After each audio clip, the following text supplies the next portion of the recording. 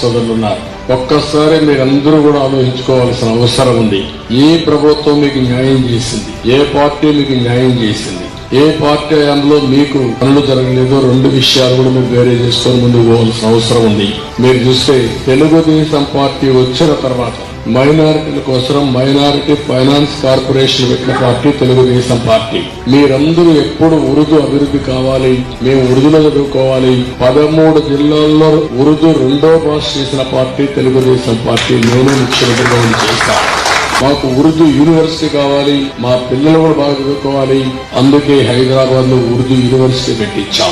ఆంధ్రప్రదేశ్ లో ఉండే ముస్లిం సోదరులంతా మీరు ఎక్కడికో వెళ్లేవాళ్ళు ఇక్కడ గద్దాకన్నానంటే, అలాంటిది నేను ఒకటి ఆలోచించాను. హైదరాబాద్ లోనే ఆజ్ హౌస్ కట్టి ప్రత్యేక విమానాలు హైదరాబాద్ చేపించి నేనే అనేక సందర్భాల్లో అక్కడికి వెళ్లి మీకు సెండ్ ఆఫ్ ఇచ్చిన విషయం